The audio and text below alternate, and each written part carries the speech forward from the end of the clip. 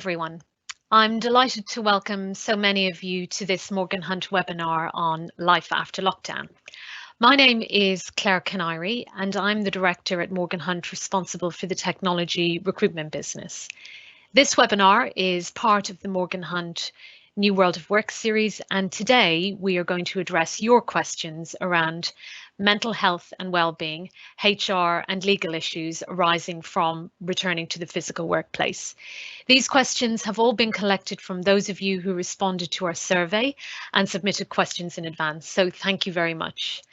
Now it's my great pleasure to introduce you to our expert panel who will answer your questions today.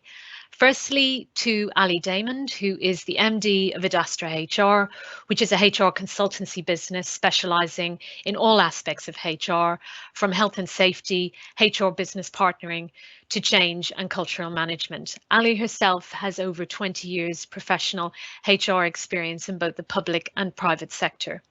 Also joining us today is Heather Aust, Senior Associate at Gately plc, who specialises in employment law. Heather has extensive high-value project work where the focus has been on employee relations, 2P compliance and redundancies. Heather provides advice and support to a wide range of organisations across multiple sectors. And our final panelist today is David Beeney, founder of Breaking the Silence and listed in the top 101 influencers globally on employee engagement. David is a qualified mental health counsellor and a trustee of Mind, and his clients include names such as HSBC, Sainsbury's, Network Rail, and the NHS. Just a quick final message on our format this morning. As I've said, I'll work through and ask our panelists the questions posted by you in advance of the webinar. If we have time, we will spend 5 to 10 minutes at the end answering any questions you post during the webinar, and you can do that using the Q&A function on Teams. However, that is time allowing. So our first question this morning goes to you, Heather. This individual works in a mental health employment support environment, and they're wondering what an employee's position would be if their employer wanted them to return to work, but they're in one of the three following situations. One, they've been shielding until the 31st of July and are worried about a higher risk of catching COVID. They live with somebody or care for somebody who's been shielding or is in a high risk category. They have not been shielding, but they're working from home and furloughed and are just highly anxious about returning to work. What are your tips from them, Heather? Thanks, Claire, for that. I'll take them each in turn. So the first, for those people that are currently shielding, which is in place until the 31st of July, and they're worried about the level of risk. So I'm sure we're getting quite familiar with the terminology now, but those that are shielding are those that are clinically extremely vulnerable. It includes people who have gone through organ transplants, might be on immunosuppressant drugs, and have specific types of cancers. So those individuals are at extremely high risk, and they should have received a letter from the NHS or advice from their GP advising them to shield, and hopefully they've shared that information with their employer. For those people, whilst they are shielding, if they're not comfortable returning to work, which is very likely because they'll want to follow that guidance, then employers should support that. They would either be using the job retention scheme, so placing them on furlough, or otherwise they would be eligible for statutory sick pay under the new rules that have come in to respond to the coronavirus pandemic. Post 31st of July, we're in a scenario where shielding is coming to an end. So it might be that employers are looking to bring furlough to an end, and certainly that SSP eligibility may be coming to an end. So if people are still concerned about returning from the 1st of August onwards, then it's the similar usual scenarios in terms of looking at alternatives. Are they able to work from home? Are there any other adjustments we can make? Because we need to bear in mind that those group of people are very likely to be classed as disabled within the purposes of the Equality Act, so for employment law purposes. And so we will have a duty to make reasonable adjustments to try and accommodate those individuals. So I think that sort of captures a summary of where I think those that are shielding land. Moving on to the second scenario, so those people who are living or caring for somebody who is shielding or high risk. We've seen a lot of this. We've seen a lot of people concerned, maybe not about their own health, but the health of others that they are living with or caring for. Now, what the government guidance says is that if you live with someone who is shielding, you should support them in shielding and you should be exercising the social distancing guidelines. It doesn't expressly require you to not work or to not be working. So ultimately, we are hoping that employers are dealing with these people sensitively and again, looking at solutions such as home working, or if home working in their current role isn't viable, is redeployment into another role which would allow home working viable. If it's not, you know, as we're moving forward and those people are coming out of shielding from August, we need to look at their reasons, whether we can allay any fears they've got. But ultimately, if employers are still reluctant, looking at other options, could we agree a period of unpaid leave? Do they want to try and take some holiday? Is it viable to furlough them? You know, looking at those alternatives, we are getting some employers that might be saying, actually, now moving forward, those options aren't viable, and we're asking them to come back to work and they're refusing. It's possible that we do get into is that misconduct. It's not a nice place to need to go, but for some scenarios, that might be where it's heading. Again, from a legal perspective, those individuals may well be covered by the discrimination legislation by way of association. So if they're associated with somebody who is disabled and they feel they are being discriminated because of that, then they will be protected under the Equalities Act. Employers don't have an obligation to make reasonable adjustments for the individual who's living with the disabled person, but they do have to ensure that they're not harassing them or victimising them or directly discriminating against them at all. So that's the legal angle to be aware of there. Moving on to that last category, so these are people who are not shielding, have been working from home or furloughed and are extremely anxious about returning to work. This will apply to an awful lot of people. We've had a lot of change, and I know David and Ali will pick up on the change piece. But ultimately, we as employers, you need to try and reassure these people that you have taken reasonable steps to minimise the risk of infection. They should be carrying out a risk assessment to support that and sharing that information with employees. Ultimately, if an employee still refuses and the public health guidance is that it's safe for them to return to work and you can require them to return to work, then ultimately we've got to look at, again, are we in the area of needing to look at disciplinary action? Now, hopefully not, we can reach an amicable resolution, but you are in the remit of potentially, are they failing to follow a reasonable management instruction now? Is it unauthorised absence? Now, caution would need to, of course, be exercised, but it is possible in some scenarios that that's the way that employers may want to go. The legal angle to be aware of with these sorts of scenarios is that there are some protections for employees who raise health and safety concerns. So if they feel they're being serious and imminent danger and that can't be averted, then regardless of whether that risk is real or not, then any dismissal because of that could be automatically unfair. And that means that they would potentially have a claim irrelevant of whether they've got 2 years continuous service. And equally, if they've raised that sort of concern about serious and imminent danger, they'll be protected from suffering from any detrimental treatment if they take steps to protect themselves or others because of that risk. Now, in my mind, the danger posed by COVID is serious and imminent and likely to be categorised as such. But the key question will be, is the employee's concerns reasonable or not?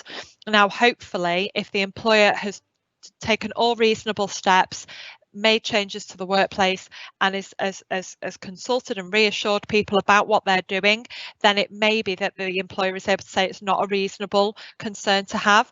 But if employers haven't taken those steps, haven't done those things, then the employee is going to be in a much stronger position there. Now, arguably, if someone's concerns relate to travel to work, and I know we've had some separate questions about that, that's arguably not a danger in the workplace, so those additional legal protections may not apply. But the other legal angle to think about here is whether the employee is raising a concern that could be classed as blowing the whistle. So if they are raising a protected disclosure, they're raising a concern about health and safety, again, they will have some enhanced protection from any detriment or dismissal because of that. So ultimately, dismissal or disciplinary action should really be a last resort, but it may be appropriate in certain circumstances as we're moving forward in this new world of working. Thank you. Thanks for that, Heather.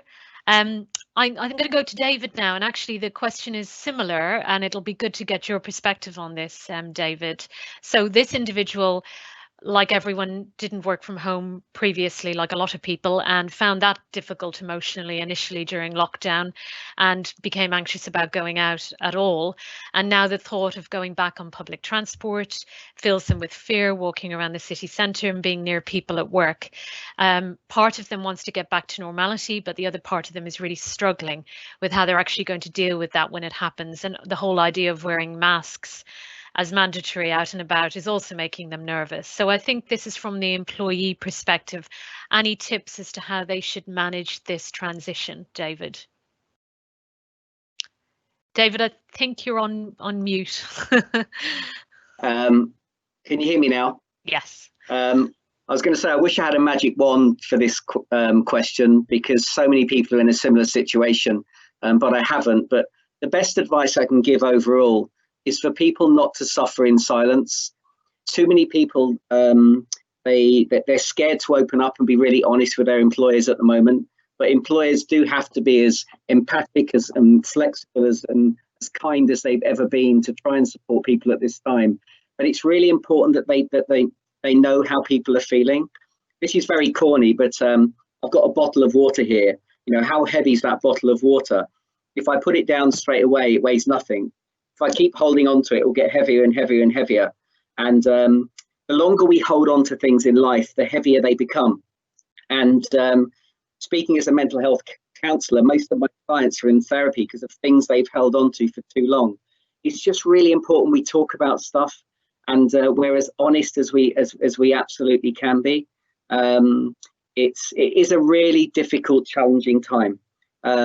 People will be surprised that if they share their vulnerabilities, how many other people will share their vulnerabilities too. Traditionally, we've seen it as real weakness to talk openly and honestly about our mental well-being. And this stuff is our mental well-being. Every single one of us is going to have mental health challenges. And when you talk about it, other people will talk about it too, and you'll give permission for other people to open up as well. Your boss might be scared to go back. Your boss's boss might be scared to go back.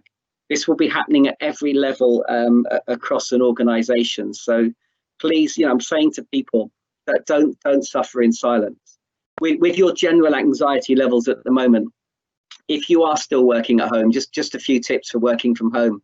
Leave the house every day and get yourself some fresh air, even if it's standing on the doorstep or just popping out into the garden. Move around the house every day to re-energize yourself. Most of us don't live in big houses, so we tend to be stuck in the same seat at the same table every day. And it's all about managing your energy levels. Equally, put boundaries around your work as well at the moment, because we're blurring the lines at home between work and home. So know what time your day starts and plan in breaks. Maintain social interaction. But equally, with COVID-19 and this pandemic, limit the time you spend watching things that aren't making you feel good. Some of us watch the news too much. The news is generally going to be negative. I've switched off Piers Morgan in the mornings because he does my head in. He makes me feel anxious. I don't always disagree with what he's saying, but he does my nut in, and I've got to protect myself. I was in too many WhatsApp groups. I had so many friends sending me conspiracy theories and things to make me laugh, and they weren't always very funny things. And you've got to protect yourself at the moment. You've got to think about where you're accessing information, who you're talking to. But the best thing is to be honest. Be honest with your employer how you're feeling. Be honest with your boss. And, you know, all decent employers will try and work with you through this. They will do. Thanks, Claire. Thank you, David. Yeah, I think that the key theme is that communication piece. So this question is to Ali. Ali, this person has posted a question. What ideas or tips do you have to mitigate the risk of a divided workforce? So as more of us look at returning to the office, we may have hybrid teams split between home and working in the office, even going forward. So what are your thoughts on that, Ali? Okay, yeah, no, good morning. Hi, everybody. Yeah, I think it really does feed into what David has just been saying. I mean, you know, COVID-19 has had a profound impact on everybody, on our lives, on emotions, and those feelings of whether it's isolation or fear of change in the future now just fuels that uncertainty. So the biggest tip and the biggest thing is so important is just good communication. You know, it really is that good to talk. When you're looking at what's going on with bringing people back into the workplace, you know, help your team understand that what you're doing as their employer is to move them safely into what we're kind of calling the new normal. We know that one size doesn't fit all for every company. Every business is different, whether you've got 2 employees or 2,000 employees. But it's really easy for teams to become divided and fragmented. And so it's really important to get that collaboration working, get buy-in from your staff, listen to their ideas, and more importantly, listen to their concerns, because you need to be looking at positive ways to bridge the gap, not only from those that are working back in an office, those working at home, but then also those that might still be on furlough leave, because all of them are sitting there wondering what the new normal will look like. And I guess the other part of it around that communication is, you know, how often are you talking to your teams? So the worry about the divided workforce, you know, how often are you engaging with them? That employee engagement is so critical. So are you talking to your staff daily, weekly? Is it working well? Is it a bit too work-based? Is there any social stuff going on in there? Because people miss that interaction with their work colleagues. And so, you know, what can you do to kind of keep all that dialogue going?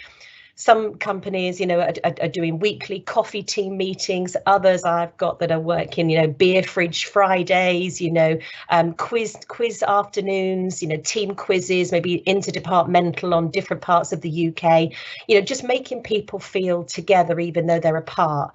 And I think this is really just about thinking differently now to make sure that the team works, you know, in a joined up way. Great, thank you, Ali. So this question is back to you, Heather. Working through the government guidelines, this person is asking around the guidelines on safe return to the workplace, and what are your tips in relation to mitigating employers' risk specifically? And a second part of this, how do I demonstrate some form of mutual agreement if some employees remain nervous about a return? Thanks, Claire. Yeah, I mean, ultimately, the key tips to mitigate risk with returning to the workplace are hopefully going to come from your risk assessment and from the government specific guidance for your particular sector or industry. But the key things are going to be social distancing. You know, what do you need to do if you're in an office environment in terms of moving desks around, ensuring there's sufficient space between workstations. You might need to look at screens and adapting the workplace physically. I think second to that is sort of the facilities, cleaning stations, making sure that you are following frequent hand washing and hand sanitizing. So making sure, whether that's by way of communications, making sure it's very visible. You know, the government guidance is suggesting hourly hand washing is good practice. Do you want to think about turning off air conditioning and getting all the windows open and ensuring as much fresh air as possible? Those sorts of things. Again, on physical changes, thinking about shared and communal areas and how you might need to adapt either equipment, vending machines, coffee stations, kitchens to try and ensure that risks are minimised, but making sure that you are going to have access to toilet facilities and hot and cold water, because that is a requirement. The cleaning regime then, so in terms of at the end of every day, or you know, at the end of each shift, having a deep clean arrangements and trying to ensure that equipment isn't shared. So some workspaces, you know, are used to sort of hot desking and those sorts of things, but there's challenges around that in terms of minimizing risk. And then access in the workplace, so trying to eliminate the need to touch switches, buttons, potentially looking at minimizing or restricting the use of lifts, and obviously those that cannot use stairs or have mobility issues are going to need to use them, but one person at a time, one-way systems, looking at exit and entry points and those sorts of things. And then car parking, obviously depending on what sort of sector you're in, we're used to a lot of people commuting into a city centre perhaps, and using public transport. That's obviously going to ideally be avoided, or people are going to want to minimise the risk there. So is there facility to allow car parking, bike parking spaces, to try and safeguard people as much as possible? And then ultimately, things to remember is that health and safety and welfare of employees, it does actually extend to third parties and contractors. So thinking about ensuring your risk assessment covers third parties, customers, contractors, and those groups.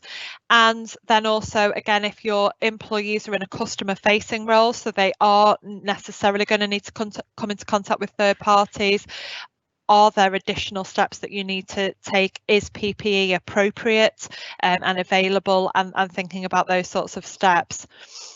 In terms of the second part of the question about demonstrating mutual agreement if people remain nervous, I think this has come from, and I noticed CIPD, I think, used that terminology because I was a little bit thrown by it. The reality is that the employer is legally obliged to provide you with work, and as an employee, you're legally obliged to do that work. So there's not really a mutual agreement. There's a contract of employment there in place. But what I think this is getting at is that as a minimum, of course, employers should be sharing their COVID-19 safety proposals to all returning employees, inviting comments, consider responses before a return to work. So engaging with those employees as to what steps we're taking and getting that two-way dialogue going. But ultimately, there's not a need for a specific agreement as such, but we do want to engage with employees about these issues. Thank you, Heather. This question is to David, and actually we're starting to see some questions coming through in the Q&A around this as well. So this person has members of their team who've become anxious and worried about returning to the office, and they've already voiced concerns specifically around public transport, which, like I say, some of the questions coming in are specifically around that. And working in central London, for example, there often isn't another alternative. How do I support them whilst encouraging all staff to return in September? Although they've pointed out, David, that they will offer flexibility and they don't expect everyone to be in the office 100% of the time, so they will still be working from home. I think those words, empathy, flexibility, and honest again. I heard an employer saying to one of their employees who has got to get on a tube train, has got no choice. They said to them, look, if you have to let the first 10 trains go because you don't feel comfortable because they look too packed and you end up coming in an hour late, you know what, it doesn't matter. It will just be brilliant to see you. You know, if you want to come in earlier, if we want to look at the times you're working, we understand for you at the moment, you're genuinely very fearful about getting on a train, and we will work with you to get you back into the office as comfortably and as safely as you can feel. And it was just great to hear an employer going to those lengths just to say, look, we just want to see you. We don't even care if you're an hour late and you let 10 trains go. One of the best ideas I've heard so far, and I know this won't work a lot for employers, but the best ideas are always simple ones, and they're about effective communication. One particular employer, they contacted all of their people and said, look, we're going to bring you back in 3 phases. We're going to bring some of you back if we can next week. We're not going to bring some of you back until after Christmas into 2021. And we're going to bring some of you back in phase 2 in the middle in the autumn. And which phase would you like to be part of? Now, what happened was, not surprisingly, the people who working from home is just not working for them at all. They are desperate to get back. They suddenly knew they were going back to the office next week. The people who were petrified about going back suddenly didn't have to worry until after Christmas about going back to work. And those who were just in the middle ended up in the middle. And it worked perfectly for both the employer, who got people back in a lovely phasing way, but they met the needs of all the employees. And I absolutely loved it. And it's working really well for that organization. But it was such a simple, effective communication piece. But equally, employers, they're going to have honest conversations. As Heather was saying, if I was running a business and my business is struggling to survive, and I'm following all the government guidelines I can to make it as safe as possible for my employees to come back, I do need them back because I've got a business to run. And I can only follow so many guidelines and go so far to make it as safe as possible. So again, as Ali was saying as well, it's all about good communication at the moment. It's really crucial. Great. Thank you, David. That makes sense. And this is for you, Ali. So this is somebody who is saying that they're going to continue to offer working from home to their employees as a voluntary option. So they're not forcing anyone, but they'll continue to offer it. So they want to know, what are their obligations with regard to health and safety, specifically with regard to desk setup and equipment, etc.? Okay, yeah, and again, as David said, this is where there's some really good creative thinking going on, because as we know, from the 1st of August, the government's given us that discretion on how people can bring their teams back to work, and a lot of people will either be asking if they can continue to work from home, or again, as the question there, they're going to continue offering that. And I think the last 4 months has been a really great pilot for that flexible working ability, and a lot of companies that never entertained the idea before are looking at that now, and the chance that they might pay less rent on the office space they've got. I think all of the arrangements that companies put in place at the start of lockdown, if home workstation assessments were completed, it's really important to revisit that if they're going to continue offering working at home, because a lot of people have been like me, sitting at a kitchen worktop or a fireplace as a stand-up desk, or lying on the floor, whatever you might have been doing to cope with laptop work and back pain. It's making sure that their workstations are fit for purpose. And so revisiting those assessments is really important, because we might have all got everybody taking their chairs and their screens home 4 months ago. But that's one of the really important responsibilities, as part of your COVID secure returning people to the workplace, is then saying, what else do we need to do? So that's the first part, and making sure that somebody's workstation is fit for purpose.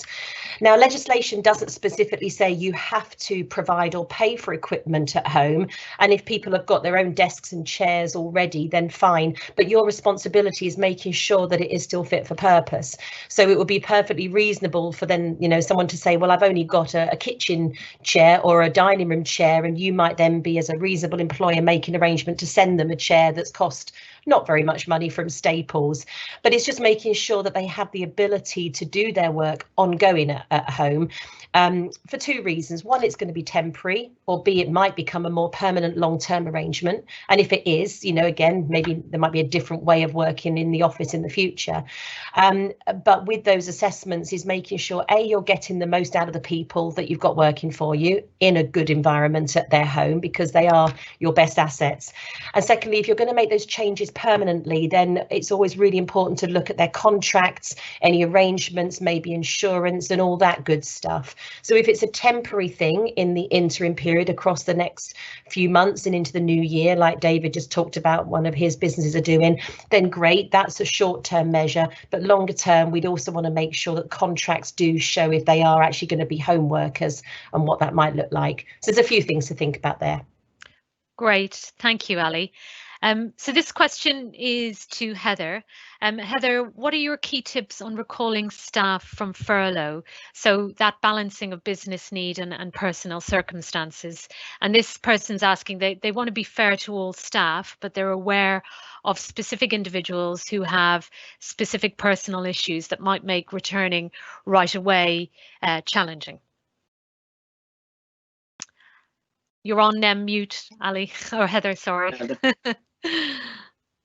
Sorry about that. That's all right. Yes, we've had quite a lot of questions about this, and it's good that employers want to do it right, hopefully, and are taking advice on it, because the reality is some people didn't furlough everybody, and when deciding who to furlough, it was all a big rush.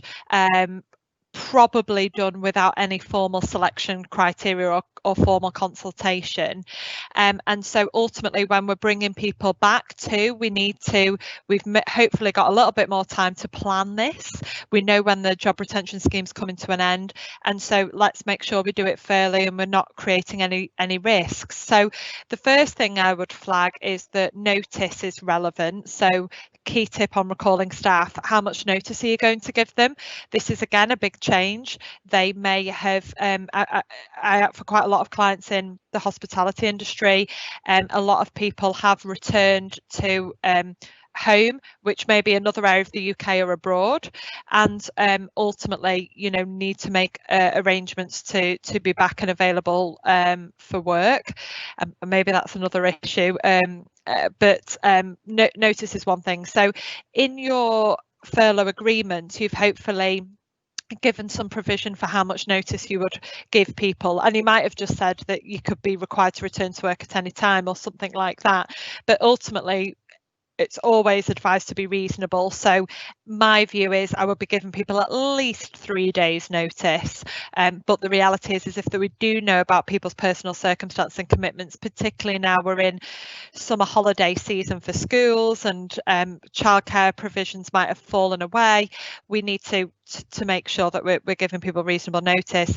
And then in terms of choosing who is to come back, if it isn't everybody, it does need to involve a selection process of some sort. Now, people might only associate selection processes with redundancy, but ultimately any decision making where you are selecting people is a selection process. We just need to think about, okay, it might be quite an informal one, but what criteria are we applying? Is it based purely on business need? Is it taken into account personal circumstances? Are we disadvantaging any particular groups here? For example, disability, age, indirect sex discrimination for women who are more likely to have primary childcare responsibilities. So let's think about how we're going to apply this, and are we going to ask for volunteers to come back? Because as David said, I'm hearing that there are people that are itching to get back to work. You know, furlough isn't for everybody. It does often come with a pay cut down to the 80%. So there will be some people who are desperate to come back and some people who aren't, for all different reasons. So that might be one way of selecting people, but there will be others. But trying to be objective and fair and reasonable and having regard to those protected characteristics will be important. So be mindful of people's personal circumstances. In the short term, try and be flexible and as reasonable as possible. And like I say, a lot of employers are considering eliciting views and trying to weed out these issues in advance. So would you have any potential issues if we asked you to come back to work in August? Yes, no, and what those issues are. And so use of questionnaires are proven very popular to try and get that information in so that employers can then make reasonable decisions. Great, thank you, Heather. So David, this is a question for you, and it's around how we measure well-being and mental health remotely with the new work-life balance gone. So I suppose in the situation that we're actually all working from home, so it's all merged into work and home life as well. How do you measure that? I didn't fully understand the question, but one of my favourite topics is about how do we measure mental health and well-being, as you know. And again, I think we overcomplicate the subject. I could send you all off to the cleverest psychiatrists, psychologists in the world, but only we know how we really are. And only when businesses create cultures that we trust are we really honest about how we're feeling anyway. You know, I'm a big fan of the old 1 to 10, of asking people how energized they feel, because I think there's a real link between energy and well-being. And if I was running a business at the moment and I had 30 employees, I'd perhaps be checking in with them once a month, a score out of 10 for how they're feeling. And just a really simple measure like that can measure the energy of the business. There are some really good improved engagement surveys out there now. and they seem to be getting better at measuring engagement. And very interestingly for everybody, if you haven't heard, that during lockdown, engagement levels overall have gone up. Businesses are finding that employees are more engaged working from home generally than they've been in the workplace. And a very recent survey as well said that 91% of employees don't want to go back completely to the way it was. I'm not saying they want to go back to the old normal, but they certainly see a hybrid in the future of more flexible working moving forward. And just some other insight from an HR director of a large organization recently. She was putting a monthly report together, and she realized for the first time in the company's history, not one person had taken a day off sick. And they also had people taking holidays at an all-time low. Now that's a well-being time bomb, because clearly people are still getting sick, but they don't feel they can be sick at the moment and ring in because a lot of people are working from home. And plus people, as we know, have been trying to avoid taking holidays because you can't have proper holidays. But we've got to encourage people to have downtime, obviously. And as employers, we need to manage that holiday sort of scenario anyway. Yeah, I think it hasn't changed how we measure well-being. It's all about communication again. It's all about either very good, well thought through engagement well-being surveys, or it's about simply asking people how they are and checking in with people on a far more regular basis, I think is the key. Great, thank you, David. So Ali, this is a question for you. Lots of our employees have been balancing childcare duties whilst working from home, like a lot of people. So what are your tips on supporting staff as and when we need them to return to the office, but they do not have the confidence in their own childcare provision at the moment? Yeah, no, I mean, it's certainly been a challenging time for working parents, and I think it's unbelievable, really, isn't it? People have gone from running businesses and being in their roles as employees and suddenly becoming full-time teachers overnight, and the pressure of that childcare, the demand on homeschooling, the stress levels and the challenge on the resilience levels has been unbelievable. I mean, my baby is 21. All I had to do is make sure there's food in the fridge so that he can eat. But in people in my team, we've got kids at school, and they have been amazing working through this. But looking after the kids, and how many times have we seen on television when kids bounce onto the screen? When the parents are trying to have conference calls.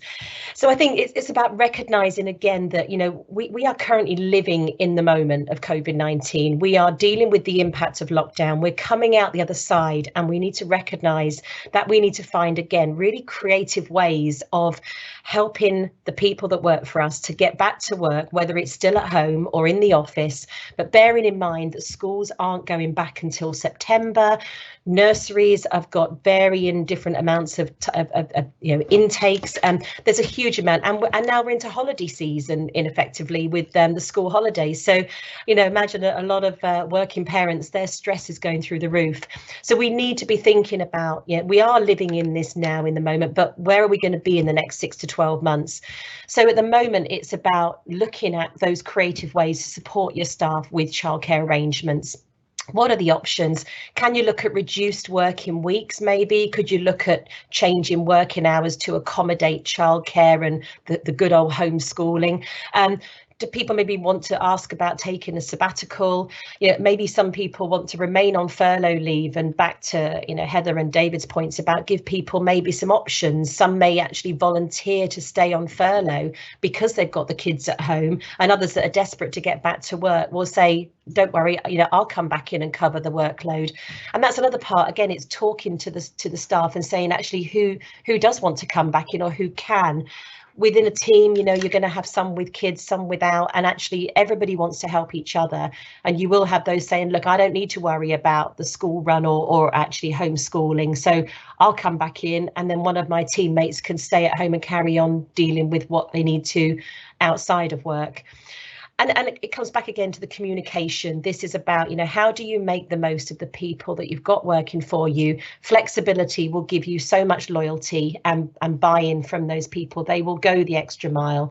I have clients where they have people working at 10 o'clock at night, finishing things because they've stopped and got the kids fed and into bed and then finish off some work because they've got that loyalty, and it's a two-way thing. So it's really just about keep looking at options, find solutions, because this won't last forever. And as it does, though, we are going to have those people saying that this is how my company treated me and looked out for me. And in exchange, you get fantastic employee engagement and loyalty from them. Great, thank you, Ali. This question is to Heather. So Heather, this person's asking about the recent government announcements regarding returning to the workplace and the fact that the government have said they're going to give employers more discretion. And this person is asking, would you actually advise we continue working from home while current social distancing rules are in place? So. Thanks, Claire. Yes, I mean, ultimately, my view on this is if people can work from home safely and the business is not negatively impacted, then yes, why wouldn't you? You know, it's got to be in the main that the positives of working from home are likely to outweigh any negatives in that regard. And it might be that there isn't a one size fits all here, and that even within the same organisation, there are some areas of the business where you really do need to get people back into the workplace, and other people who are working really effectively and productively from home. Following on from Ali's comments about the childcare that we've just heard, we're seeing, I mean, in our team, we've got a lot of working mums, and our boss has been astounded by the levels of productivity that people have been able to maintain. And like you say, it's actually people want to do a good job, and people will be creative and flexible. And I think what's really nice is that we're seeing, whether it be clients, customers, the people that you service in your role, they are being a lot more understanding. They have got the same issues that you've got. They've got the children in the background, or I'm really sorry, I can't quite do 9 o'clock because I've only got childcare, or I won't be quite back from this. People get it, and people are all really in this together. So if working from home is working, then great. It might not be, there might be elements of the job that you can't do from home. So again, in my world, I'm not used to working from home, now fully working from home, and 99% of my job I can absolutely do productively from home. But for that 1%, it might be that, you know, we're doing a rota system whereby one day a month you might go into the office to deal with any paperwork, administrative tasks, anything in particular that can't be done from home. It might be that that's the opportunity for a really good socially distanced but face-to-face meeting with your boss, that you need that support and that structure, or that you know that there's elements that you just can't do from home. I think ultimately, in terms of my initial answer was, if you can work from home safely, then yes. So this comes back to the comments that Ali made about making sure that there's DSE, a display screen equipment risk assessment, and potentially a home working risk assessment, because I have had clients that have said to me, I'm actually really worried because I've got someone who technically, in terms of what their job requires of them, they should be able to do that from home. The IT equipment allows for it. The you know, they could do their job from home. They've got a laptop or what have you. But the reality is they know that they live in a 1-bed flat with a partner who's also trying to work from home, you know, in an environment where they might not, like Ali said, have the a desk, a chair that is helpful for them, that actually they're noticing their well-being, their connectivity, they might be really struggling. So ultimately it might be that it is better for them to come into the office or to come into the workplace. So it can't be a one size fits all. Yes, it has to be out there as potentially it would be better, but we need to think about impact on the business and impact on the individuals. Great, thank you, Heather. This question is to you, David. Goes without saying, everyone's been through a lot of stress during this last 3-4 months, and staff will need to readjust to working in a shared office again. So how do you suggest we as an employer support them through this readjustment whilst balancing our need to deliver services and return to business as usual? It's a similar theme from all of us today, but I think the best way to look after the needs of any business at the moment is to make employees feel that their well-being is our priority. There's so much evidence to suggest that the businesses who are performing best during a crisis are those who give employees, as I say, that feeling that well-being is an absolute priority. My favourite story during lockdown still is the CEO, who I happen to know quite well, who is very commercial. He runs a very sort of sales-driven organisation that's all about sales, sales, sales. Well, he bravely said a couple of months ago to all of his employees in a video, at the moment, I don't care about sales. I care about you. My priority at the moment is getting us all through this difficult time and still having a great business to work for at the end of it. Sales went up the following day. Why did sales go up? Because he inspired his people by putting them first. So as Ali was saying earlier on, again, it's about being kind to people. It's about taking people with you. Employers who are finding time during these tough times to say to people, forget about work at the moment, how are you? And really listening.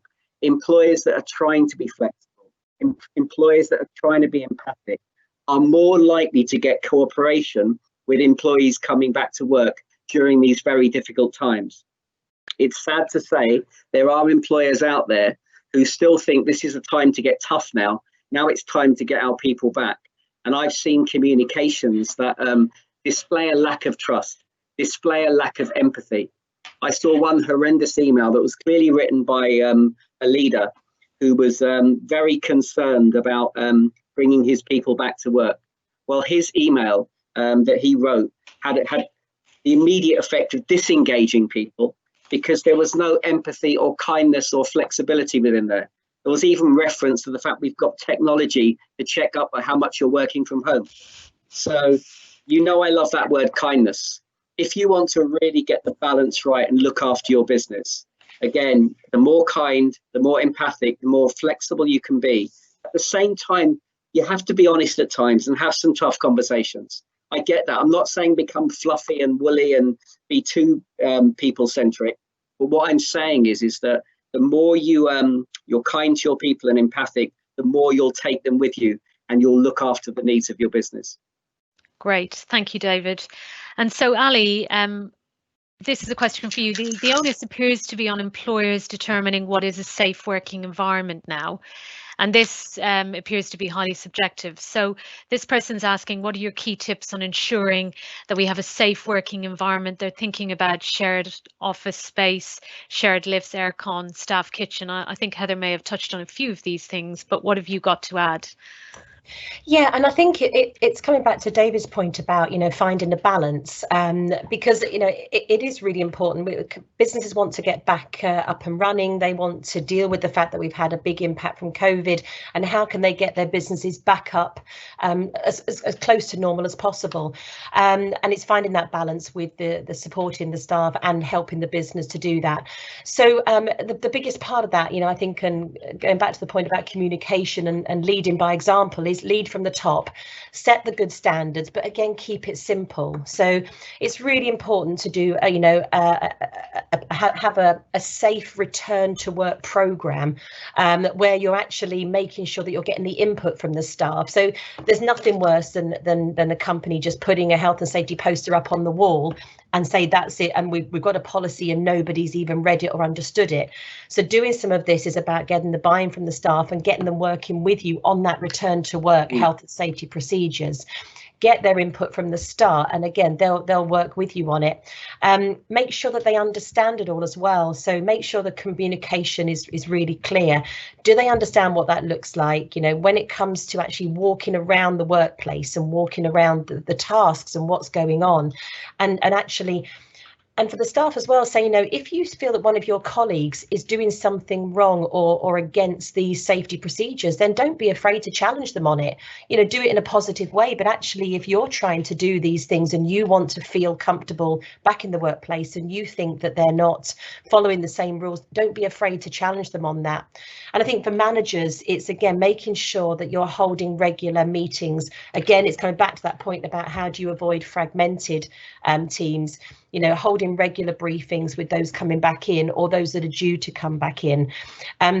There's all the good stuff that Heather has, all the good stuff that Heather's already covered. Everything we need to have around, washing, hand sanitizing on entry and exit, before different tasks. Make sure the office has got more regular cleaning. In the kitchen, making sure we don't run out of coffee, of course, because that's essential, and the biscuits. But removing some of those common items of crockery and cutlery, asking staff to bring their own food in sealed containers. Make sure they do their own washing up, which is often a problem in the office anyway. Who's doing the washing up? But make sure they wash up their own crockery, cutlery, limit the number of people in the canteen area, move chairs and tables around, remove chairs if you need to, so that you're making sure that the distancing measures are being followed. And the same with the desks, how to make sure that, people don't have unnecessary clutter on the desk, photographs or mementos. It collects a bit of dust, but it can obviously create a risk as well. No hot desking. Again, what is everyone doing about where they're working? And that's where some of that responsibility is. And the usual stuff, again, back to wipe down, desks and areas with sanitizer and make sure people regularly hand wash. But I think beyond that as well, it's things like when you've got visitors coming into the workplace, only have essential visitors. When they do arrive, that they read the COVID security policy as well, so that your staff feel safe when visitors come in, and don't let them move around the premises unescorted.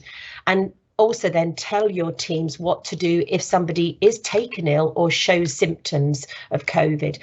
And I think there's all this stuff that we can do as we're moving into the new normal.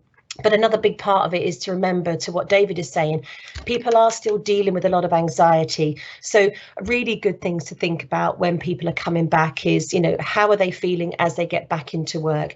Do you need to look at maybe putting in place an employee assistance program, which gives you online or phone counselling and support? I mean, they are a lot cheaper than a lot of companies realise. And maybe there's a part around, returning to work and bringing the team back together around some cultural work with them. How are we finding it and what do we want that new team to create? And all part of that becomes part of making sure that everybody's still on that same journey with you. So there's a number of elements of responsibility, but also some really good positive stuff that we can take out of COVID as well. Great. Thank you, Ali. So I'm just aware that we're coming up to the end of the hour, and I thought I'd try and cover some questions from the people on the call today. We've had a lot of duplication, so hopefully we've covered some. But there's one just come in, this person saying their company's been very good. They topped up furlough to 100%. However, this created a bigger divide as in those that carried on working and took on some of their colleagues' work feel that they have not received any recognition.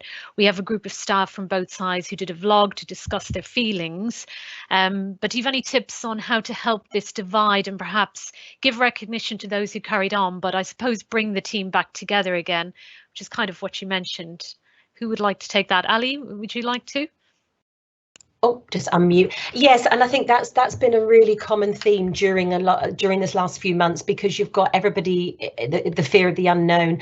I think a big part of that is as you bring people back together, even again, if you have them people still working at home, is what can you do to deal with some of those feelings and emotions.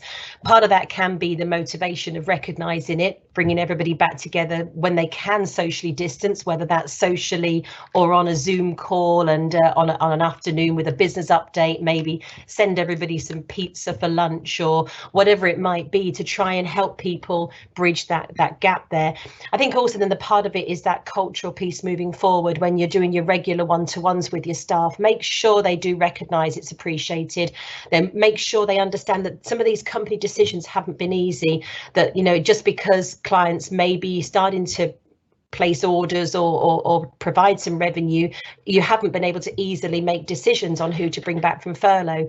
So it's really just that bringing it back together and making everybody understand the role that they played, why it's been so important, that it is appreciated, and then also how it's going to work moving forward. And I think a big part of that can be very positive cultural workshops or team meetings, and just again recognizing the contributions everyone's made, because the pay is just one element, because a lot of people are not necessarily motivated by that money. It's about the fact that they want to feel part of the team, and that their efforts are recognized, and that others, you know, have been in different scenarios to them.